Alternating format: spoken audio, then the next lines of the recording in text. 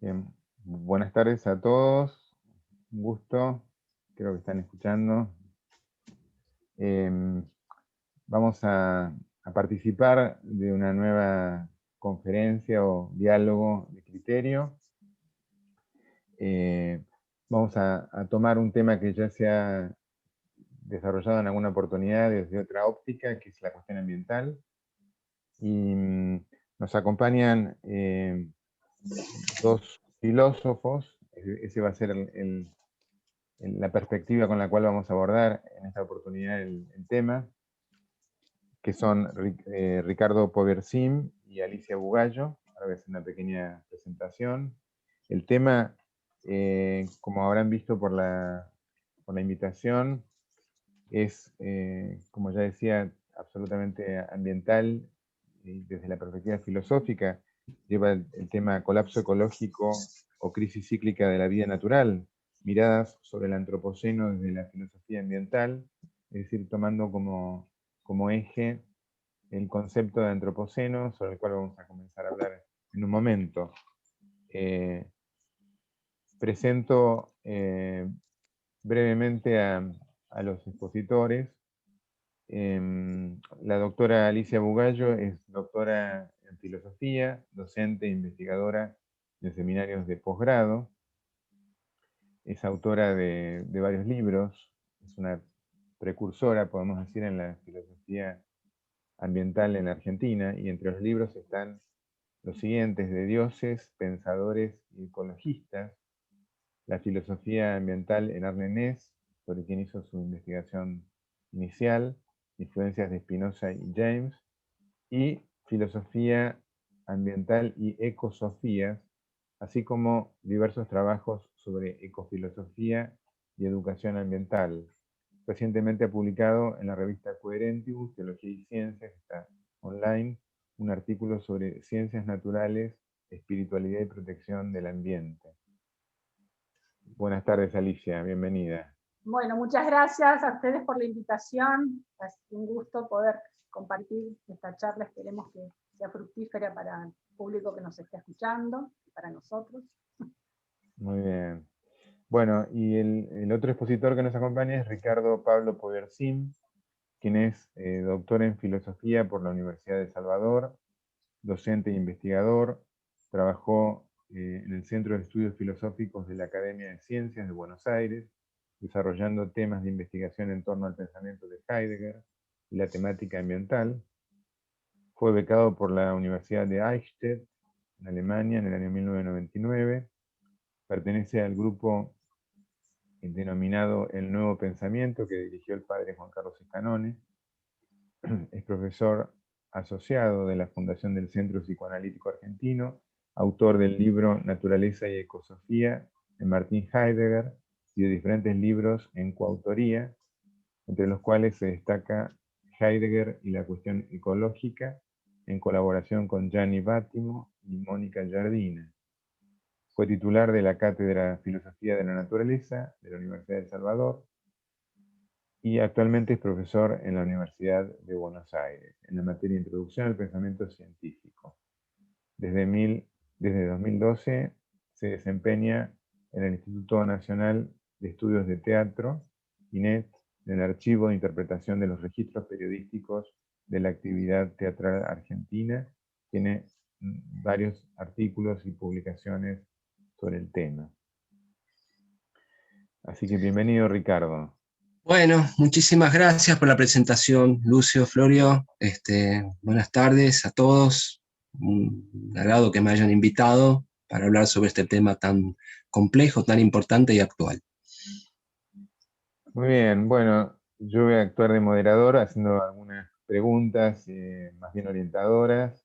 La primera que me surge emerge de la palabra antropoceno, que es bastante reciente, y sin embargo está siendo incorporada masivamente, podemos decir, para hablar de una nueva era geológica o momento del planeta. Me gustaría que en primer lugar comentaran un poco la definición de la palabra y, bueno, qué significa esta palabra. Bueno, creo que me iniciaba yo y Sí, perdón, Alicia. ya yo al ruedo. No sé a quién le Así das la es. palabra. ¿Está bien? Comienza vos, empezamos por las damas. Bueno, sí, como dijiste, acá hay dos, vamos a estar jugando con dos palabras clave fuertes en estas charlas. Una es la de antropoceno y otra es la de la filosofía ambiental, justamente, ¿no? Y en efecto tenemos hoy la realidad del antropoceno como término, surge del griego antropos, hombre, y kainos, nuevo, en alusión a una nueva era de lo humano, ¿sí? Que estaría tratando de redefinirse. Si bien el término, como va a explicar a continuación, creo que Ricardo va a hablar de las periodizaciones que se dan los teóricos del antropoceno que están dando al momento, bueno, estas modificaciones que aparecerían a lo largo de la historia o al momento actual, muy significativas en la biosfera, como los usos de la tierra, de los recursos, hasta las actuales distorsiones del ambiente global, ¿no? La filosofía ambiental, por su parte, ¿no? Como un ámbito de la filosofía contemporánea, surge en un momento particular del antropoceno, según algunos teóricos del antropoceno, la gran aceleración que se da a partir de la Segunda Guerra Mundial. Allí digamos que el uso de los antibióticos y los avances en salubridad promueven una explosión demográfica y se disparan todos los indicadores sobre consumo de recursos, utilización de energía, actividades económicas y el deterioro de la diversidad biocultural, no solamente biológica, sino cultural. Todas estas tendencias calificadas como insostenibles. Y la ecofilosofía se ubica justamente en el cuestionamiento de las creencias, valores y las metas que están a la base de esta civilización industrial insustentable que se expande, ¿no? Desde aquellos momentos hasta la actualidad. Entonces resurgen planteos y propuestas hacia órdenes socionaturales diferentes para que vivientes humanos y no humanos puedan evolucionar, puedan autorrealizarse. Y hay una necesidad de trascender los modelos de una modernidad muy limitada a lo racional, meramente instrumental, ¿sí? En ese sentido, la filosofía ambiental viene promoviendo el eje de la moralidad práctica, orientada a valores. Por ejemplo, hoy en día es muy importante la justicia ambiental, con las generaciones futuras, por ejemplo, y también fortalecer todo lo que es el eje de lo estético expresivo, que integra el factor emocional y espiritual de las personas y de las diferentes culturas. Digamos que la ecofilosofía contribuye al ejercicio crítico del filosofar en una época, ¿no? Como saber transformador, como crítica de la cultura. Bueno, entre paréntesis, digamos que estamos cumpliendo 40 años de filosofía ambiental en la Argentina, desde de las primeras producciones locales. Bueno, las distintas dimensiones de la filosofía ambiental, de las distintas dimensiones, la más conocida en general es la ética ambiental, pero también hay que destacar mucho la ontología relacional, o sea, la ontología no dicotómica, ¿sí? Y la antropología ecofilosófica, que eso es básico. Digamos, también el tema del antropoceno se está convirtiendo en una cuestión con grandes implicancias culturales, ¿sí? Porque se replantean las dicotomías tradicionales como naturaleza-cultura. Digamos que el antropoceno nos contacta nuevamente con nuestra ecohistoria, lo cual es un eje básico también de la filosofía ambiental. Así que bueno, yo sé que el próximo orador Ricardo va a mencionar etapas, periodos, y en todo caso quisiera puntualizar algunos puntos en común que están apareciendo en estas periodizaciones y que nosotros los seguimos retomando como significativos. Por un lado, las innovaciones técnicas de la especie desde digamos, el Homo neandertal y del Homo sapiens, al menos desde los últimos 200.000 años. ¿Sí? Y eso ha seguido sin solución de continuidad, en progresión y en profundización. La innovación técnica, la especie, tanto la neandertal como sobre todo sapiens sapiens, la actual, somos una especie técnica y tecnológica. El humano viene manipulando los procesos de la naturaleza de manera consciente y deliberada. De hecho, desde el inicio, la domesticación de plantas y animales fue como una primera contribución de la genética a las generaciones actuales. La humanidad deja un poco de ser simple depredadora, o al menos cuando era cazador, recolector, y se transforma en una especie productora. La explosión demográfica del Neolítico produjo necesidades alimentarias apremiantes. Hace 7.500 años se implementó la irrigación artificial, los sistemas de barbecho, la recuperación de suelos, el uso de los arados. Es decir, la presión de necesidades alimentarias sigue siendo una constante en nuestra ecohistoria. Y también el tema del agua, tan candente hoy, ¿sí? Las revoluciones hidráulicas, los indicamientos, los cambios en la circulación de las fuentes de agua, aterrazamientos, fueron la base técnica para la expansión de los asentamientos humanos y de las civilizaciones imperiales, bueno, la egipcia, romana, incaica, azteca, maya, etc. Y bueno, el tema de la urbanización. El progreso de la urbanización incrementa el número de personas reunidas, los microbios, los parásitos y los agentes patógenos establecen nuevas relaciones con los humanos. Hay una larga lista de agentes patógenos. Llegamos ahora al SARS-CoV-2. Bueno, es nuestro escenario. Esto ha sido de alguna manera algo frecuente, común a todos los últimos 200.000 años de historia humana. Y bueno, ahora vamos a reflexionar sobre el periodo más reciente. Bien, entonces, Ricardo, si puedes continuar. Aprovecho para decir que va a haber un momento de diálogo. Si pueden utilizar el chat, ¿no?, para hacer las preguntas, después las recogemos en una instancia final. Adelante, Ricardo. Bueno, estuve escuchando atentamente lo que dijo mi colega Alicia Bugallo. Básicamente yo estoy de acuerdo que el antropoceno es un nuevo paradigma, si podemos hablar así, que se está instalando en nuestro tiempo y da mucho que pensar, y esto traerá consecuencias sumamente importantes en nuestra existencia, que posiblemente tengan una bajada en lo político, en lo social, en lo cultural y en lo económico.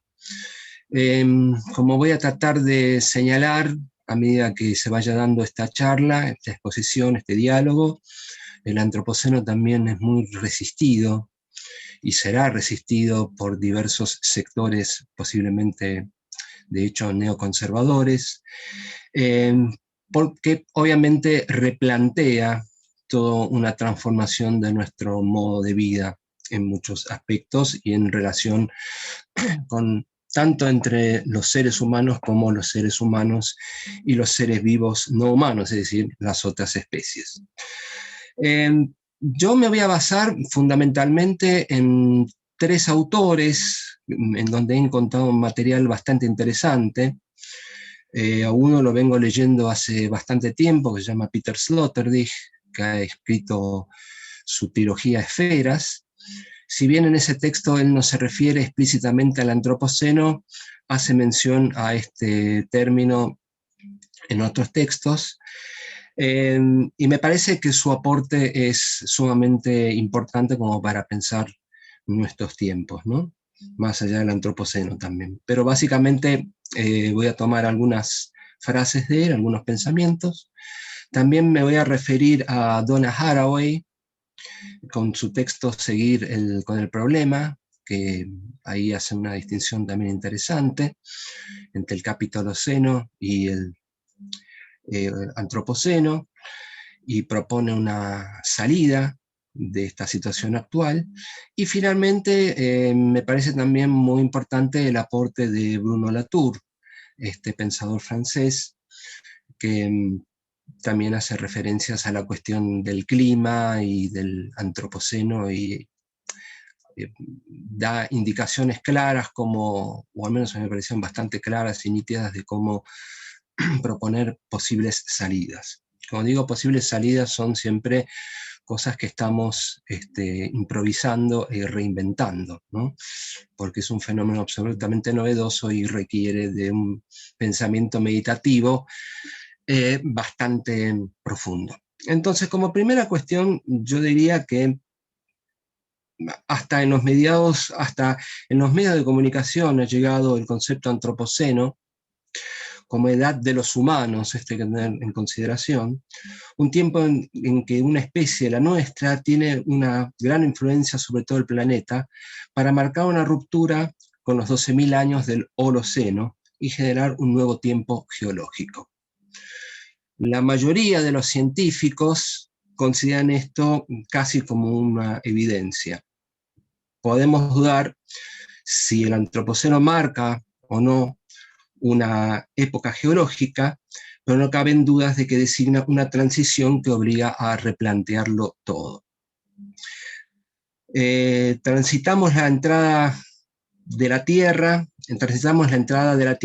en una nueva época. El antropoceno significa, dice Brunatur, por primera vez que en la geohistoria la fuerza más importante que moldea la Tierra es la humanidad tomada en bloque como un único conjunto. Es decir, acá se tiene en cuenta ya la influencia, digamos, que tiene el ejercer de la humanidad, o quizás el efecto técnico, como dice Peter Sloterdijk, sobre el planeta, antropotécnico sobre el planeta. Transitamos la entrada de la Tierra en una época. El antropoceno significa que por primera vez en la geohistoria la fuerza más importante que moldea la unidad es la humanidad, tomada en bloque y como un único conjunto, como dije, siguiendo Brunatur. El antropoceno es un término acuñado a principios de los años 80 por el ecólogo de la Universidad de Michigan, Eugene Sterman, que introduce el término para referirse a la creciente evidencia de los efectos transformadores de las actividades humanas sobre la Tierra. El nombre antropoceno es su aparición en los discursos globalizadores del año 2000. En ese periodo, el premio Nobel Paul Crutzen se unió a Sturmer para postular que las actividades humanas habían sido de tal tipo y magnitud que merecían el uso de un nuevo término geológico para una nueva era en sustitución del Holoceno, que data de fines de la Edad de Hielo o del final del Pleistoceno, hace aproximadamente 12.000 años. Por otro lado, en general, estos autores consiguen afirmar que el antropoceno está vinculado a la cuestión de la globalización. Esto también es muy interesante para tener en consideración, y en esto hace hincapié bastante Donna Haraway. Donna Haraway considera el ícono que simboliza al antropoceno como el Burning Man, el hombre incendiario. Desde esta definición se considera al hombre como un creador de fósiles. El término antropoceno comienza a ser adaptado a partir del año 2008, dice Donna Haraway, y los seres humanos que se caracterizan por quemar fósiles, ¿sí?, parecen decididos a convertir todo lo que sea posible en fósil. Cuando en el año 2002 Paul Crutzen reportó la nueva idea del antropoceno en la revista Nature, los investigadores de una amplia gama de disciplinas adoptaron el concepto de manera inmediata. A nivel periodístico se puede decir que la revista The Economist, en su portada del año 2011, publicó el eslogan "Welcome to the Anthropocene". Es decir, a partir de estos autores, yo acá cité sobre todo a Latour y a Haraway, podemos decir que estamos entonces en un cambio de paradigma, en un nuevo paradigma, con desafíos muy diferentes a como lo eran hasta hace un tiempo. Habría que ver, ahora hay distintas etapas, de acuerdo a los intérpretes, de cuándo da comienzo el antropoceno, pero podemos decir que estamos transitando ya una época muy diferente a lo que fueron incluso décadas atrás, ¿no? Y esto implica todo un desafío para el pensamiento, como dije, y como las prácticas y acciones que se derivan del mismo. Muy bien. Ricardo, Alicia, muchas gracias. Evidentemente que el antropoceno es, como están señalando, es una categoría de comprensión que ha venido para quedarse, porque de alguna forma el ser humano está impregnando la totalidad de la capa de la biosfera y del mismo clima, etc. Es decir, de alguna forma está interviniendo en todos las dimensiones del planeta. El hecho de ser, como ustedes han planteado, presentado como era geológica desde una perspectiva bien científica, bien empírica, también hace que adquiera una gran solidez, más allá de las interpretaciones que ahora les voy a pedir que continúen formulando. Algunos nos acordamos de una categoría presentada por Teilhard de Chardin, la noósfera, la noogénesis y la noósfera, es decir, el mundo del espíritu, pero daría la impresión de que esa perspectiva es demasiado optimista en relación con la perspectiva que abre la visión del antropoceno actual. Pero bueno, de todas formas, más que nada, mi intervención es para poder seguir pidiéndoles que continúen reflexionando a la luz de los pensadores que están trabajando, qué es lo que les sugiere este término. No sé, ¿sigo yo, Alicia? Bueno, sí, hay una cosa que me estaba acordando. Yo suelo improvisar mucho en estas charlas, a propósito de lo que dijiste vos, Lucio, y de un autor que se llama Antonio Diegues, que escribió sobre el transhumanismo. Hace poco vi un video de él con otros expositores sobre el tema del antropoceno, y esta época marca también una cuestión que es bastante paradójica, porque por un lado hemos logrado una transformación del mundo a partir del, digamos, del nuestro proyecto tecnocientífico, digo nuestro, del proyecto tecnocientífico que surge a partir del occidente europeo. Entonces parecería ser que tenemos un dominio casi cabal sobre el planeta, o en muchos aspectos sobre el mismo, en relación a otras épocas. Pero por otro lado, el antropoceno vendría a marcarnos un límite también a nuestras acciones. Por otro lado, digamos, este optimismo tecnocientífico ha llevado hacia visiones transhumanistas. Entonces caemos como una especie de ambigüedad. Por un lado es como una especie o una advertencia a la acción antropotécnica o tecnocientífica humana y occidental, aunque ahora se ha globalizado esto. Y por otro lado hay como un optimismo en el sentido que aún la salida del antropoceno sigue siendo una salida dada a partir de la técnica. Habría que ver, o de la tecnociencia, habría que ver qué tipo y cómo se interpreta esta tecnociencia, ¿no? Con lo cual, es la tecnociencia misma que nos ha llevado a una situación límite, pero también, y en esto me atengo bastante a lo que dice Peter Sloterdijk, parecería ser, en principio, parecería ser, porque esto para mí es discutible, que es la tecnociencia aquella que nos puede sacar también de este embrollo, es decir, que pueda haber un mejoramiento, incluso a nivel de calidad de vida humana, de curación de enfermedades, de prolongación de nuestra existencia sobre este planeta, etcétera, a partir de esta concepción transhumanista. Lo que a mí me queda en claro es que el humanismo ya para estos tiempos no se aplica, que ya estamos viviendo una etapa posthumanista, lo cual no significa, como muchos grupos neoconservadores creen o todavía consideran, que bueno, esto es ir en contra del hombre, sino que se trata de pensar el hombre de una manera diferente. Y en este sentido, ya desde una perspectiva ecofilosófica o desde la filosofía ambiental, creo que no solamente se trata de hacer una apuesta hacia la tecnociencia, sino también se trata de, digamos, recrear nuestros vínculos con nuestro ecosistema, perdón, y con aquellos seres vivos que todavía pueblan este planeta, me refiero a seres vivos no humanos. Yendo ya a lo, digamos, a lo que sería el comienzo o cuándo surge el antropoceno, no hay un consenso unánime con respecto al surgimiento del mismo. Yo voy a dar 6 interpretaciones diferentes, las voy a leer sobre, digamos, cuáles son, cuándo aparece el antropoceno, ¿no? La primera de ellas dice que la aparición del Homo sapiens hace 50.000 años aproximadamente modifica la fauna y extingue los grandes mamíferos, comienza con la extinción de los grandes mamíferos, que fueron objeto de caza sistemática. Ahí sería una de las interpretaciones que daría comienzo al antropoceno. La segunda interpretación dice que hace 12.000 años acontece la revolución neolítica, de esto habló Alicia, que al introducir la agricultura y la ganadería impacta sobre la reducción de los bosques e incrementa el dióxido de carbono y metano en la atmósfera. La tercera interpretación dice que otro posible comienzo del antropoceno se da a partir de 1610, que conllevó hacia la reforestación del continente americano. Los grandes descubrimientos por parte de Europa y la colonización provocaron una lucha por la ocupación del suelo y una brutal toma de tierra.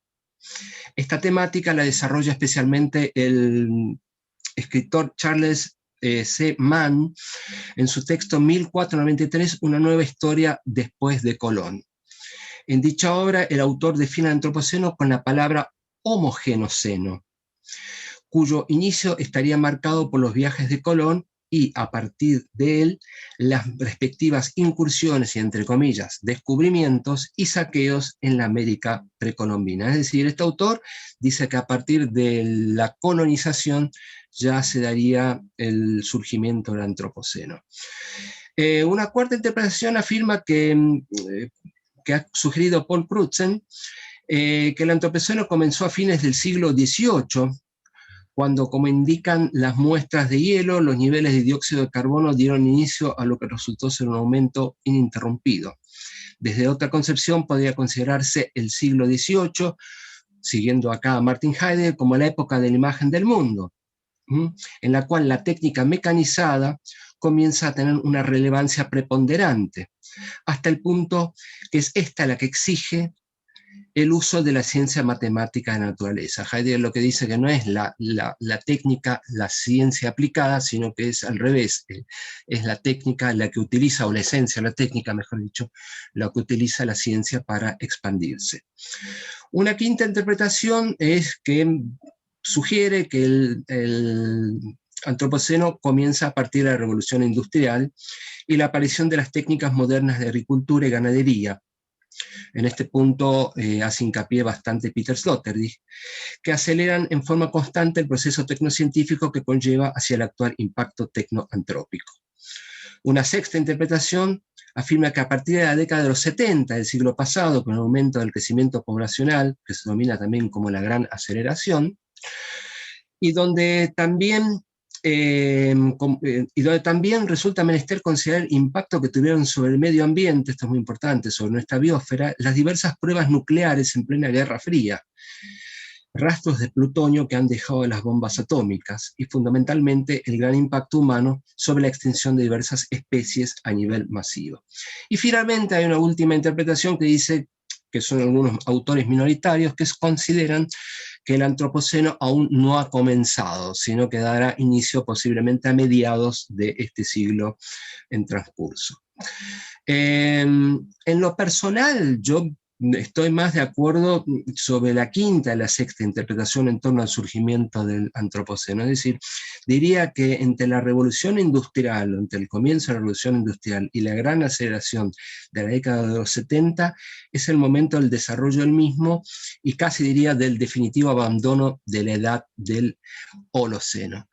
Es decir, me parece que desde la edad industrial hasta nuestra época, hasta los 70, es cuando se ya desprende definitivamente el antropoceno de las características del Holoceno, y bueno, acá marca ya una nueva etapa de la humanidad. Muy bien, muchas gracias, Ricardo. Alicia, ¿querés continuar un poco con este tema? Sí, quería continuar un poco con esta ideas que estuvo desarrollando Ricardo, lo que yo quería marcar ahora, en este momento, es los aportes de filósofos y filósofas, especialmente en el campo de la filosofía ambiental. Yo diría que lo relevante es el modo en que la ecofilosofía enfrenta estas situaciones como riesgos para la vida humana y no humana en la biosfera. Un término clave es el de biosfera, como complejo integrado de los ecosistemas terrestres donde hay vida. La biosfera no es el planeta, es una parte del planeta, digamos más o menos 20 kilómetros aproximadamente de espesor donde hay vida, ¿sí? En un cuerpo planetario, digamos, que tiene 6.300 kilómetros de eje de profundidad hasta el centro de la Tierra. En esa biosfera, la humanidad es una parte integrante y protagonista cada vez más relevante, como estamos viendo, ¿no? En los cambios que se producen en ella. Y justamente es lo que la tematización del antropoceno está tratando de advertirnos. Si bien no somos éticamente responsables por la salud del planeta, pero sí por varios procesos que se dan en la biosfera y que están siendo de alguna manera alterados por la expansión de nuestra especie. En la filosofía ambiental se tiene muy en cuenta esto y los procesos protagonizados por la biodiversidad, otro término clave, diversidad natural y biocultural, ¿sí? Estoy pensando en autores como Henryk Skolimowski o Arne Næss o Michel Serres, Ricardo Rozzi, Enrique Leff, bueno, y muchos también en nuestro país, ¿no? Hoy se considera la pérdida de biodiversidad como un factor más alarmante de riesgo para la supervivencia de la vida que el cambio climático. La bióloga argentina, cordobesa, Sandra Díaz, que estuvo presidiendo el panel intergubernamental sobre biodiversidad y servicios ecosistémicos en París el año 2019, ese panel intergubernamental se crea a partir de la cumbre de Río +20 en el 2012, como una necesidad apremiante de prestar mucha más atención al tema de la biodiversidad. Así como en Río del año 92 se creó el panel intergubernamental para el cambio climático, bueno, ahora 20 años después urge prestar todos los esfuerzos también de investigación y de gestión con el tema de la biodiversidad. Sandra Díaz nos advierte sobre lo que se llama el tapiz de la vida, esa trama de la vida que no puede ser desgarrado, no debiera ser desgarrado y digamos,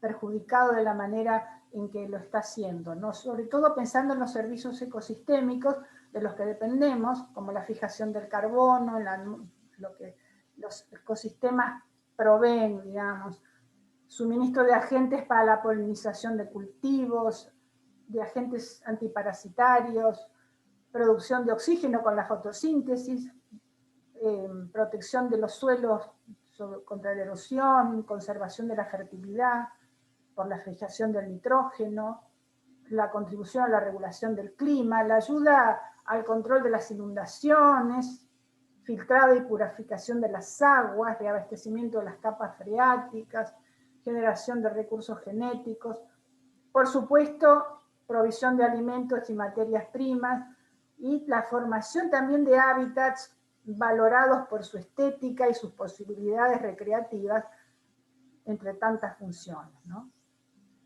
Sandra Díaz, que acaba de recibir este premio Princesa de Asturias en Ciencias en 2019, trabaja con filósofos en sus equipos interdisciplinares. Con un ecofilósofo, Brian Norton, a quien nosotros estudiamos en nuestros cursos de filosofía ambiental en Argentina. Porque también la filosofía ambiental es una filosofía de interfaces, se desarrolla en los límites de otras disciplinas y en diálogo con otras disciplinas. Tanto biólogos como filósofos reafirman que la cuestión ahora no es tanto la vida, sino el mantenimiento de las condiciones de posibilidad de sustentación de la vida. Hay un giro, como un giro copernicano, digamos, que va desde los seres vivos a la preocupación por las condiciones de posibilidad de sustentación de esos seres vivos. Y ese es el sistema biosférico, ¿no? Y que está fortalecido por la biodiversidad. Entonces hay una constatación de un rol esencial de los procesos biosféricos, y esto lleva a considerarlos no solo como hechos, sino también como realidades cargadas de valoración. Hay términos como biosfera, evolución o biodiversidad que resultan inseparablemente descriptivos y prescriptivos. En filosofía los mencionamos como conceptos éticos densos. Es decir, hay una densidad en el concepto que lo hace no solo que tiene una descripción, sino además está cargado de una valoración. Entonces, aparecen expresiones que pueden resultar, en fin, cuestionables o atípicas en ciencia, como la biodiversidad de organismos es buena. O sea, no se dice solamente con la neutralidad científica, hay biodiversidad. No, la biodiversidad de organismos es buena. La evolución es valiosa. La reciente extinción de poblaciones y especies es negativa.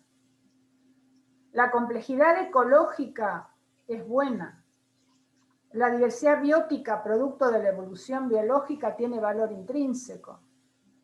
¿Sí? Se dan cuenta que es todo un cambio también en el perfil del científico. No de todos, ¿no? Pero se asume de alguna manera un compromiso con una normatividad. Y esto está sostenido también por biólogos y filósofos, ¿sí? Bueno, eso es un poco lo que podríamos ir diciendo con respecto al aporte de la filosofía en particular y de algunos autores en particular, ¿no? No sé, Ricardo, como quisieras retomar algo, seguir, o Lucio tiene alguna pregunta que quiera orientarnos para... Bueno, en la línea de lo que están diciendo, ha surgido un poco la cuestión de interpretación humana sobre el problema ecológico, y un tema que aflora es el cuadro económico, la idea de economía que se maneja.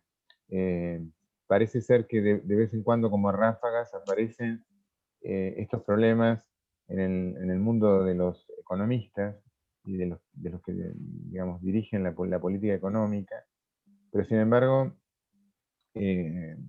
por momentos parece que es un tema absolutamente negado, y sobre todo la finitud del planeta, la finitud de estos procesos, su sustentabilidad, palabra que se usa con múltiples aplicaciones, a veces muy claras, otras no tanto. Entonces, me gustaría que por ahí, si pueden decir algo sobre esto, pensando y esto es una opinión mía, ¿no? Que los modelos económicos de todo tipo vigentes en las últimas décadas y en el presente, en general no han resuelto el problema, no es que solo un problema del capitalismo, digamos, sino en general de todos los sistemas o los modelos, que no son tantos, económicos, que cuando enfrentan el tema del límite ambiental no lo logran resolver adecuadamente. En fin, más bien para que piensen ustedes. Ricardo, ¿vos querés proponer algo?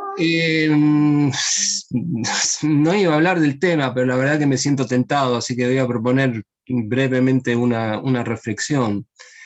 Yo creo que realmente las ideologías económicas sustentadas en pensamientos políticos están completamente desfasadas, al menos las líneas tradicionales. Me refiero tanto al liberalismo en sus diversas ramificaciones, como al socialismo ya de cuño marxista, que sabemos que se vino abajo, y también al nacionalismo en su etapa, digamos, más conocida, ¿no? Me refiero a que creo que económicamente y políticamente estas ideologías no dan, han pensado un planeta desde otro lugar, o sea, han quedado desfasados en el tiempo. No han asumido esta nueva etapa, y por ende lo que van a proponer es siempre, son siempre planificaciones para una época diferente a la nuestra, a la que ya estamos viviendo. Esto en términos generales, no se me ocurre a mí. Pero bueno, vos, Alicia, habías pensado más sobre el tema. Y... Sí, seguir de alguna manera es una continuación, como dice Lucio, como se va caminando, como va surgiendo el tema de la pregunta por los sistemas económicos. El caso del COVID-19, que es de alguna manera como un emergente de esta etapa del antropoceno, que es la gran aceleración. En realidad sería la hiperaceleración. Estamos en la hiperaceleración, según algunos teóricos. A partir de los 70 estamos en la hiperaceleración. Pero uno de los síntomas puede ser esta pandemia. O sea, el caso del COVID es paradigmático porque sabemos que los virus son naturales, pero esta pandemia es generada por un modelo dominante de apropiación de la naturaleza o de gestión de la naturaleza.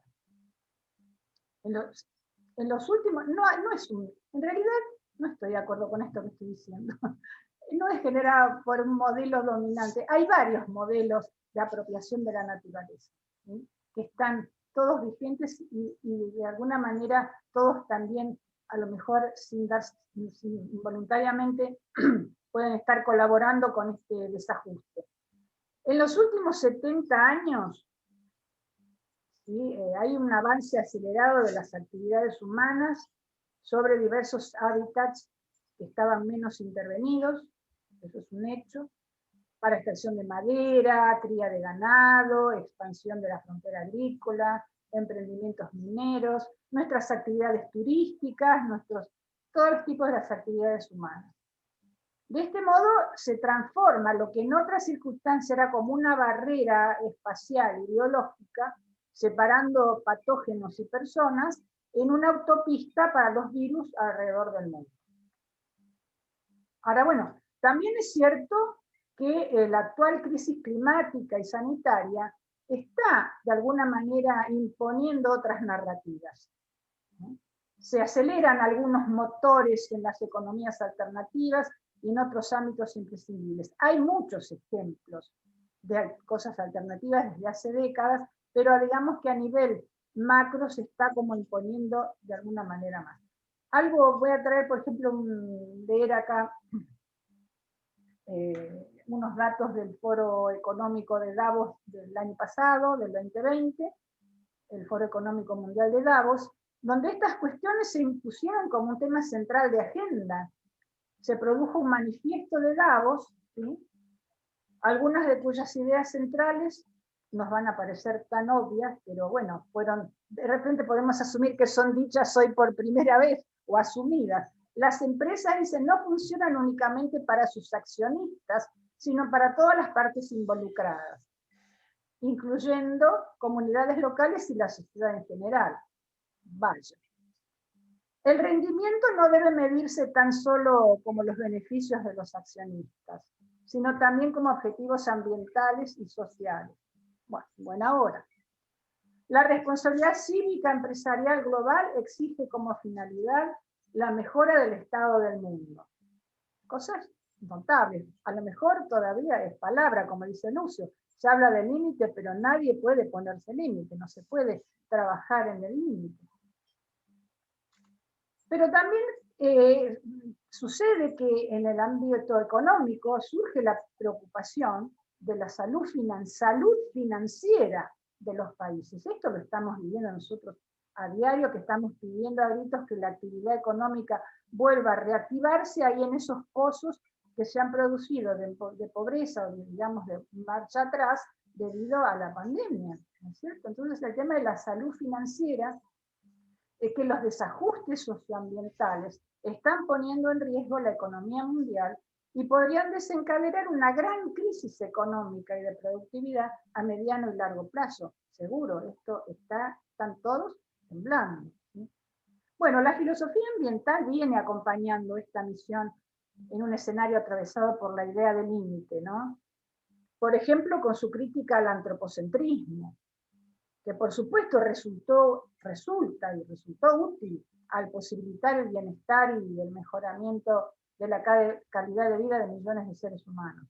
Pero si seguimos desplegando en la práctica este antropocentrismo salvaje, asociado a una racionalidad instrumental y al poder económico, el ideal humanístico del mejoramiento de la condición humana se va a quedar sin la posibilidad de realización.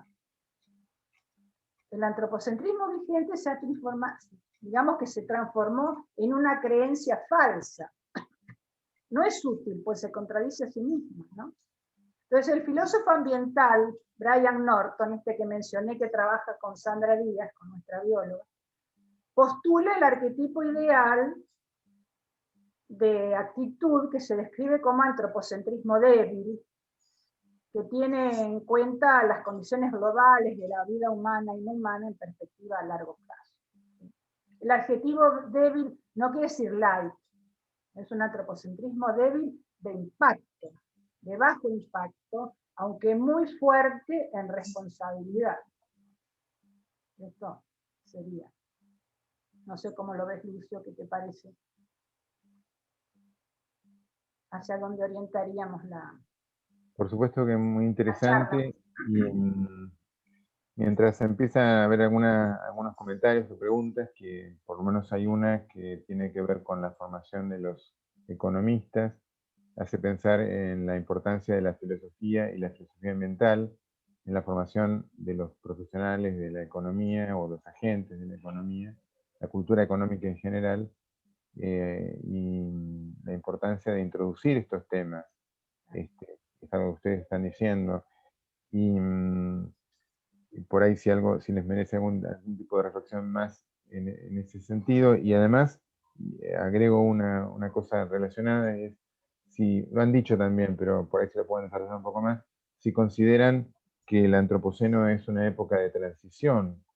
Ya acabas de decir algo al respecto, Ricardo, también, pero dentro de lo que se puede prever, en fin, por ahora esto. ¿Vos agregar algo a esta transición? Yo sí quisiera comentar algunas cosas, pero no sé si Ricardo querés decir algo. Sí, no, decir que es una, decir que no, simplemente una acotación, decir que es una época de transición ya sería tener un enfoque optimista, ojalá que lo sea, ojalá y que, digamos, de transición y hacia algo mejor. No se trata solo de transición, podría venir algo peor, ¿no? Entonces, si hablamos de transición hacia un bienestar, siguiendo acá las ideas de Ness, ¿no? Hacia la autorrealización de todos los seres vivos, y no solamente los humanos, sino de las especies que quedan, que son destruidas, yo creo que cada minuto, según algunos artículos que he leído, desaparece cada minuto, cada no sé cuántos minutos desaparece una especie del mundo. Entonces, si esto es una etapa de transición hacia la autorrealización de todos los seres vivos, me parece que sería un signo positivo. De todas maneras, es complejo el tema. Me parece que el antropoceno, o al menos la problemática, como creo que dice, no me acuerdo si Donna Haraway o Bruno Latour, ya vino para quedarse. No podemos mirar para otro lado. Y esto tendrían que empezar a tomar conciencia no solamente los economistas, sino también los políticos, porque hay, evidentemente, ya ni hablar, que creo que el término antropoceno no lo conocen la mayoría, sino que también hay una gran resistencia hacia todo aquello que implica un cambio de mentalidad. Me refiero a los grandes mandatarios de mentalidad en cuanto a proyecto económico y proyecto político. Después que haya surgimientos minoritarios y que tomen conciencia, como sé que los hay, es otra cuestión. A que lleguen a impactar con sus propuestas hacia un proyecto político global, Bueno, esto es la gran pregunta que yo me hago, ¿no? Ojalá que sea una etapa de transición y hacia un mundo mejor, donde podamos, repito, como dice Arninés, autorrealizarnos nosotros como personas y los seres vivos en cuanto sí mismos también, por decirlo de alguna manera. Claro. Yo estaba pensando justamente en Donna Haraway, que vos la trajiste, mencionaste su obra, Seguir con el problema, generar parentesco en el Tuluceno, el libro el libro último de Donna Haraway.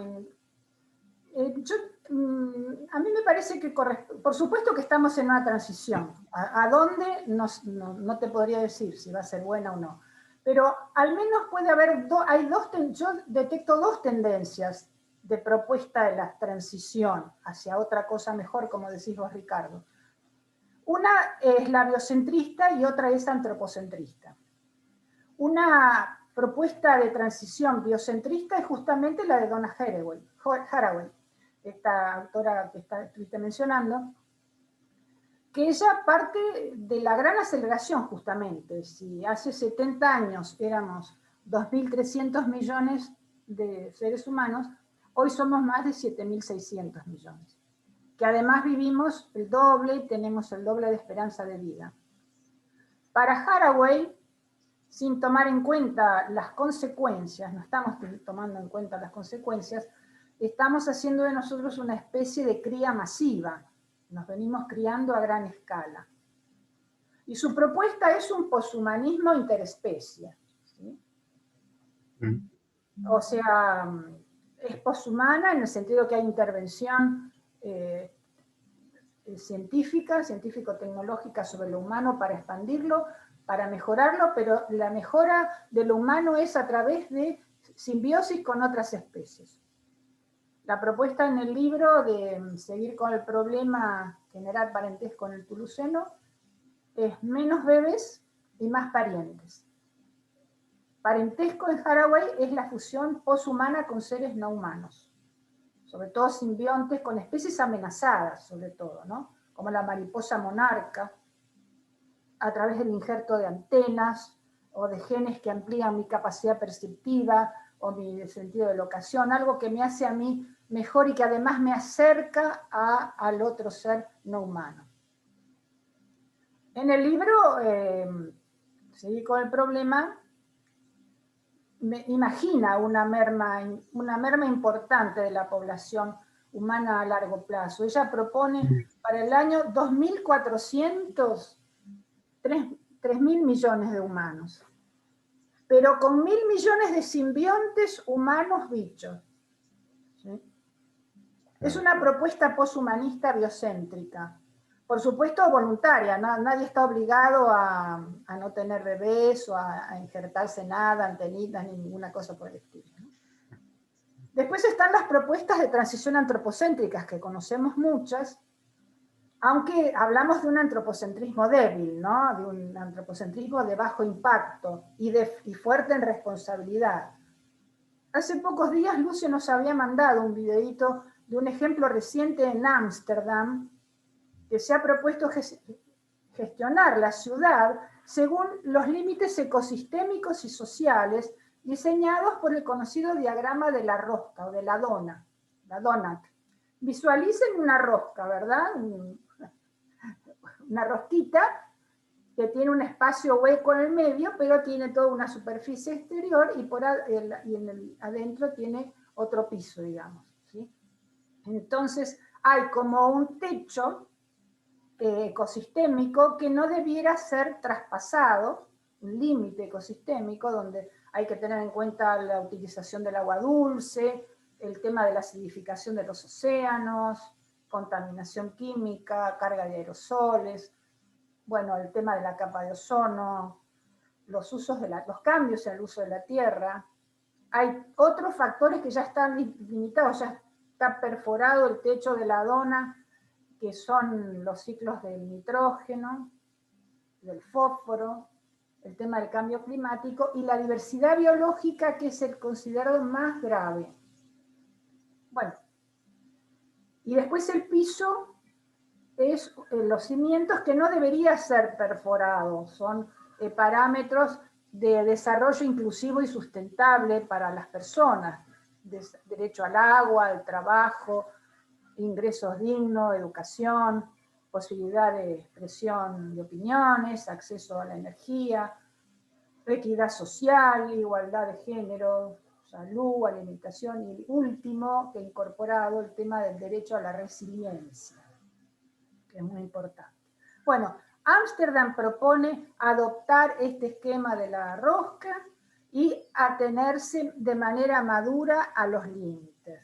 Redefinir el concepto de prosperidad, correrse de la cultura del estándar de vida, intentar salirse del ecocidio hacia una cultura de la calidad de vida y del bienestar. Esto implica para Ámsterdam planificar y presupuestar según la huella ecológica de todos los bienes que se usan y consumen, que pueden permitirse según la cantidad de la población, ¿no? Y esto sería muy interesante porque dentro de la rosca hay un espacio que los teóricos de las teorías de la dona llaman sendas de navegación. O sea, lo que se propone es una idea de antropología ecofilosófica, y es que la humanidad tiene que hacerse cargo de la orientación de las sendas de su navegación. No puede desviarse excesivamente de manera de traspasar el techo de los límites ecosistémicos, ni tampoco hacia abajo de manera de minimizar tanto el aporte a lo social. Esta idea de que la humanidad tiene que asumir el control de su destino, de su futuro, que estaba ya en el tema de los 60, el tema de la espacio-nave, cómo se gestiona la navegación del espacio-nave-tierra, ¿no? El economista Kenneth Boulding en el 66 lo planteaba, Buckminster Fuller en el 69 con el manual para el control de la navegación de la nave tierra. Buckminster Fuller es el que lo ha influido también a Sloterdijk, este autor que Ricardo mencionaste antes, ¿no? En este tema. O sea que también McLuhan hablaba de la nave tierra, donde no hay pasajeros, somos todos tripulantes. No es que te sentás y te llevan a algún lado cómodamente. No, todos tenemos que trabajar, todos somos tripulantes de esta navegación, ¿no? Esto es muy importante, bueno, para la filosofía ambiental es básico porque es reformular justamente la disposición que tiene el humano, ¿no? Que el ser humano en su libertad y en su capacidad ética ejerza la opción de evitar la extinción, que ejerza su opción, porque es un ser libre y con condición ética, que ejerza esa opción de evitar un mal mayor, ¿sí? Ese sería un poco las perspectivas. Bien. Ahora, bueno, habrá que estar atentos, yo voy a estar muy atenta a qué pasa con Ámsterdam, porque es un caso interesantísimo para seguirlo, ¿no? Cómo van justamente a evaluar el tema de la huella ecológica con respecto a la cantidad de la población y lo que se consume, o sea, el límite, cómo se gestiona el límite. Bien. Es un tema interesante porque se suele hablar de que quienes padecen de amnesia ambiental más severa son los habitantes de las grandes urbes, que es donde se define muchas veces la no política ambiental, ¿no es cierto? Pensando un poco ya en ir terminando y recogiendo alguna pregunta y otra cosa que quería decir yo, un comentario. Si alguien más quiere hacer un comentario, una pregunta, por favor, siéntese libre para hacerlo. Una cosa relacionada con el COVID, que de alguna forma también pone en tela de juicio el antropocentrismo desde el otro ámbito, es decir, los seres vivos también existen, viven, perciben, resisten. En el caso de un virus, que casi no es un ser vivo, el antropoceno ha mostrado que los seres vivientes que existen en el planeta o se someten a un tipo de relación o se adaptan a un tipo de relación con el ser humano, con el Homo sapiens, o perecen. Allí que los animales domésticos son los que tienen generalmente más posibilidades de continuar tranquilos, ¿no? Es decir, que hay también una reacción de la naturaleza biológica que tiene su empatía, su percepción, digamos, sobre todo pensando un poco también en clave teológica, que cuestionamos tanto la visión antropocéntrica. De alguna forma, este tipo de crisis nos hace pensar en el rostro del otro, que es el ser vivo, no humano, que es parte también de la creación. Bueno, y Sí, quería decirte que en filosofía se llama un chauvinismo taxonómico. Hay un exceso de priorizar algunas especies, algún tipo de especies, sobre todo mamíferos, y dentro de los mamíferos aquellos que se parecen más al humano, primates o aquellos que son más inteligentes. Esto pasa en todas las investigaciones de todo el mundo, donde la digamos, diferencia que hay en el caudal de investigaciones sobre otros seres que no son los mamíferos y los más cercanos a lo humano es notable. Y toda la diversidad hoy es importantísima y no se están de repente estudiando los insectos, que es básico. Podremos a lo mejor vivir sin algún mamífero, pero sin insectos, dicen algunos biólogos, no duramos ni una semana. ¿Sí? Entonces, bueno, eso también es acomodar un poco ese especismo, esa referencia chauvinista a ciertas especies con superioridad hacia otras, ¿no? bien, un poco para ir terminando, hay dos preguntas. Una, voy a ver si la sintetizo bien, pero relacionada al control de la crisis ambiental, el manejo de la crisis ambiental, si hay que generar un cambio cultural o una intervención más, digamos, activa, política, industrial, etcétera, más drástica, ¿no es cierto? Bueno, y la segunda es, en la misma línea, va bien profundizando, según entiendo, la cuestión cultural y educativa, cómo no solamente hay que aplicar la educación ambiental a los economistas, sino en todos los campos, ¿no? Y hay una mención a Aldo Leopold, que Alicia, me parece que vos sos muy especialista, que denunciaba este tema en su Ética de la Tierra, ¿no? Sí, sí, la década de los años 30 del siglo pasado, ¿no? Mm.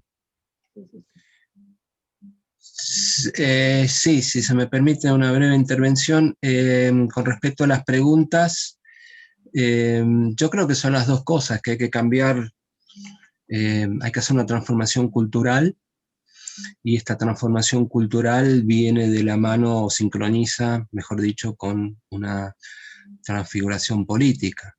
Es decir, insisto mucho en esto, me parece que los actuales paradigmas políticos, o al menos los vigentes, no están a la altura para afrontar esta época, ¿no? Es como dice Bruno Latour, el antropoceno considerado como una edad de transición, lo que recién dijimos, es algo que obliga a replantear todo. Es decir, cuando decimos replantear todo, nos referimos a todo nuestro estilo de vida y a todos nuestros proyectos políticos, económicos y culturales. Con lo cual, y digo una cosa que me quedé con las ganas de decir, esto implica, siguiendo la tour, que estamos ya entrando irreversiblemente en una época que es postnatural, posthumana e incluso post-epistemológica. Estos post tienen que ver precisamente con este desafío que nos plantea el antropoceno. En fin, habría muchas cosas que decir al respecto, no sé si hay más preguntas. Yo me quedé pensando también en Haraway, que me parece que es un aporte brillante el que hace, por momentos muy, muy loco, muy extraño, porque ella no niega, a mi entender, el transhumanismo, sino que está, a lo que voy yo es a esto, está tratando de hacer una conjunción o una sincronización entre técnica y naturaleza, poniendo hincapié en lo que es las posibilidades de la técnica para transformar hacia la naturaleza, hacia un mayor bienestar, ¿no? No sé si lo ves vos así, Alicia, o bueno, si esto quedará después como pregunta. Sí, pero Pero, el poshumanismo, como decía de Donna Haraway, es interespecie, es un estar con junto a los demás bichos y estar en el barro metido en la materia y gestionar desde ahí un mejoramiento, sí, pero de todas las especies, con apoyo técnico, sí, como estamos diciendo. sí, Sí, sí, incluso, sí, totalmente la genética, etcétera, ¿no? Sí, sí, sí, sí. incluso es un devenir con, ¿no? Es algo, una noción, una categoría, no sé si puede decirse así, que ella utiliza como un devenir con. Hay un texto de ella que tengo acá, La promesa de los monstruos, que es anterior a este que estamos hablando, ¿no? Donde ella de alguna manera ironiza esta frase de Simone de Beauvoir, que pregunta, donde dice, afirmaba Simone de Beauvoir que no se nacía mujer, sino que una se hacía mujer, y que esto era una cuestión de elección, ¿no? Siguiendo a Sartre, o en gran parte del pensamiento de Jean-Paul Sartre. Donna Haraway va más rotundamente y dice, en realidad no solamente no se nace mujer, no se nace hombre, sino que tampoco se nace elefante, no se nace, qué sé yo, abeja, no se nace perro, sino que uno va deviniendo, ¿no? Y en este devenir vamos deviniendo todos, entonces hay que también nosotros como especie o como seres pensantes debemos dejar o permitir este devenir con, ¿no? Hacia la autorrealización con todos los seres vivos.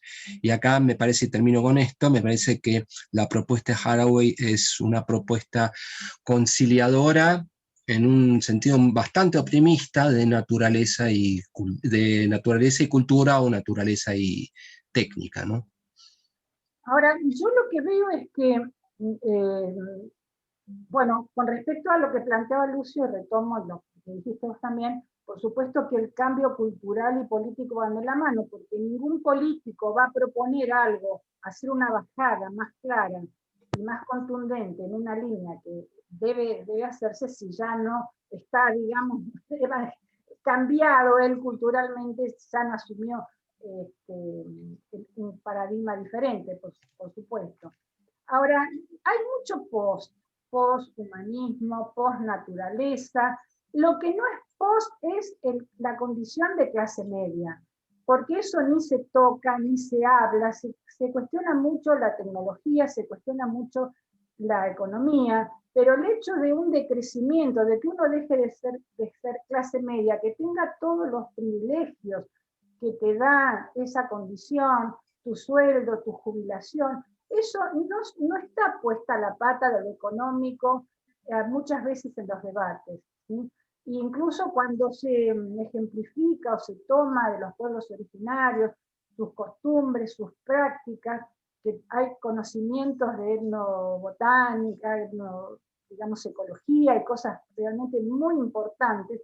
Pero bueno, se habla de los pueblos originarios, pero no se imita o se toman elementos de su sistema de producción, pero no de su sistema de vida. Nadie vive como un pueblo originario, nadie tiene esa frugalidad, nadie quiere ni pensar de lo que es un decrecimiento o un retroceso económico. Bueno, esto se ve en estos momentos de pandemia, donde la merma del económico es tremenda, estamos todos queriendo que todo vuelva a estar y se producir, y etcétera, etcétera, etcétera. Entonces, por eso me parece tan importante el ejemplo de Ámsterdam, porque me parecería ver cuál es el ejemplo del perfil económico personal que alienta, ¿sí?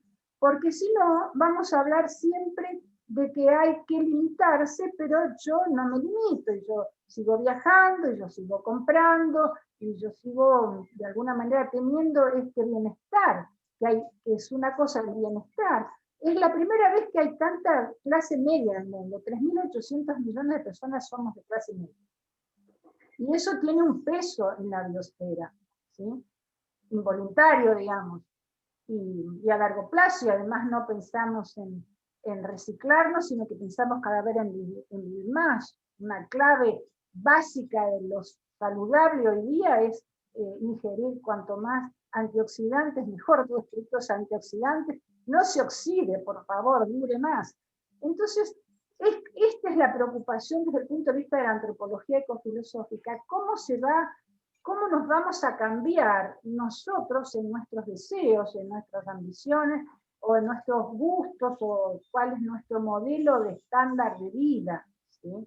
Esto es lo que me preocupa, porque a veces se pasa por alto, y entonces queda todo en un discurso que no se puede realizar completamente, porque hay cosas que nosotros no vamos a dejar de lado, no vamos a deponer, no vamos a dejar de sí, no sé, bueno. Pero depende, Alicia, hay algunas cosas que ya se están dejando de lado, o tratando de dejar de lado, y con esto no estoy tratando de hacer propaganda política a ningún partido, pero por ejemplo el uso del automóvil, ¿no? Esto se tendría que incluso implementar aún más, esta restricción del uso del automóvil, pero no desde una ética punitiva, no salgas con el automóvil, sino dando alternativas viables, no sé, la utilización de los ferrocarriles que han sido destruidos en nuestro país en forma sistemática, la utilización de la bicicleta, bueno, sí es relativa, porque hay uno puede recorrer cierto trecho. Yo ando en moto, por ejemplo, y estoy, me hace muy bien y ahorro combustible y ahorro tiempo, pero veo que la utilización del automóvil sigue siendo algo que es un proyecto vital para la gente. No digo que se deje usar, pero a ver, proponer otras alternativas. En ese sentido, eso justamente habrá que ver, claro, qué puede uno ir dejando, o deponiendo, o cambiando, en lo que hace a los usos y a los hábitos que tenemos de bienestar, ¿no? De lo que consideramos hasta ahora que era un bienestar, un bien. Ahora, también me parece importante ir deconstruyendo, por no decir destruyendo, y en esto soy bastante revolucionario y anarquista, los discursos en boga, ¿viste? Porque, repito, seguimos con, y acá hay muchos intereses creados en los medios virtuales, en las distintas redes. Hoy en día la red ya es parte de nuestra existencia. Este es un fenómeno muy interesante para pensar. Ya casi no podemos proyectarnos o vivir un día sin nuestro celular al lado, ¿no? Y esto me parece muy interesante, la conectividad con los demás y el tipo de conectividad y el mensaje que se transmite, etc.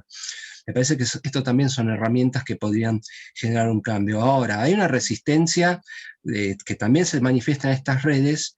Yo digo, creo y estoy convencido, y lo sé, porque lo sé, bancado por intereses transnacionales que financian discursos netamente neoconservadores, neoliberales, etc., en donde están intentando, no solamente que cuando uno le plantea una cuestión ecológica, te van a remitir a que en realidad eso responde a intereses creados por Soros y compañía, etc., sino que van a tratar de negar todo lo que es calentamiento global, mirar por otro lado cuando hablas de extinción de las especies, y ni hablar cuando planteas este tema, que ni siquiera saben o no quieren saber nada. Entonces, me parece que son dos cosas. Primero, plantear alternativas, y segundo, ir desarmando estos discursos Claro.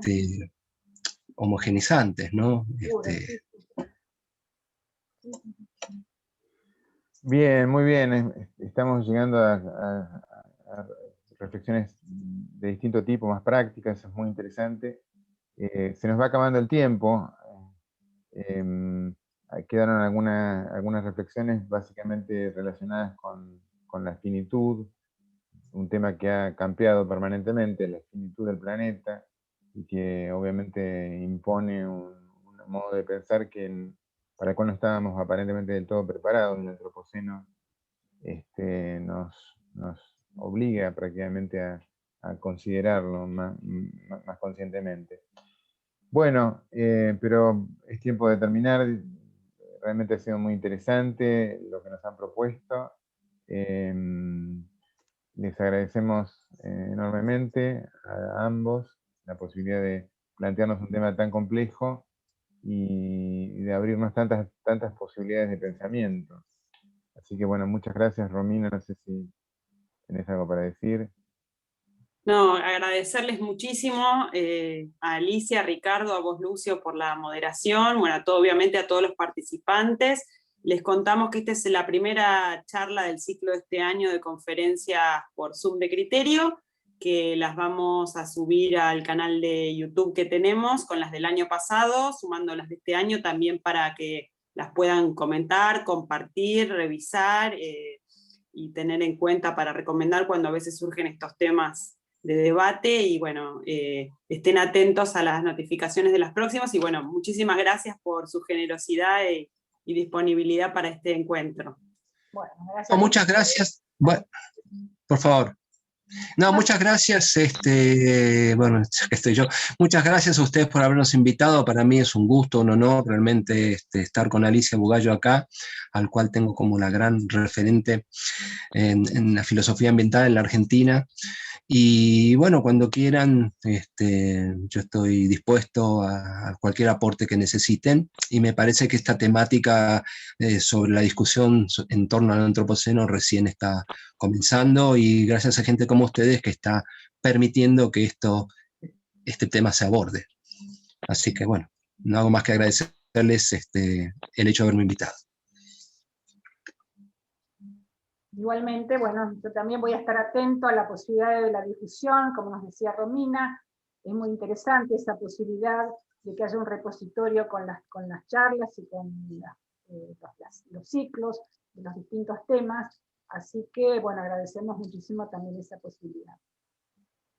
Y gracias, Lucio, por moderarnos, por tratar de encauzar algo tan variado, ¿no? Y tan difícil a veces de encauzar. Bueno, Pepe, no sé si querés terminar con algo, por favor. ¿A mí me estás diciendo? No te escuché. Solo agradecerles particularmente a Alicia y a Ricardo, y por supuesto Lucio, porque contestaste enseguida, que te sumabas como a moderar y a coordinar. Creo, bueno, les va a ir llegando las invitaciones. Tenemos pendiente una ya fijada sobre economía, y después hay 2 o 3 más ya en danza. Muchísimas gracias. Les digo esto, sí, tomo la palabra de Ricardo y tuya también, porque se pueden escribir notas en Criterio sobre estos temas, y entonces ir desarrollando de manera más sistemática y más, si queremos, mucho más pedagógica, porque son temas nuevos y a muchos nos cuesta hasta entender el paradigma, ¿no? Yo tengo publicado en Criterio el año pasado, justamente, al inicio de la pandemia, el tema del cisne negro y cisne verde, el fenómeno del cisne verde, ¿te acuerdas?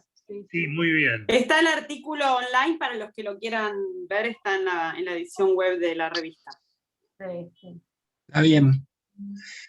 No, también quiero agradecer a aquella gente que se sumó a esta charla. Veo o leo nombres muy conocidos a los cuales aprecio mucho y espero seguir teniendo una conversación con ellos. Y veo que están muy interesados en esta temática, ¿no? Así que muchas gracias por haber estado acá también escuchándonos. Nos despedimos entonces. Muchas gracias. Hasta luego. Estamos en contacto. Hasta luego. Muchas gracias. Hasta luego. Chao, Lucio, muchas gracias. Hasta luego. Chao.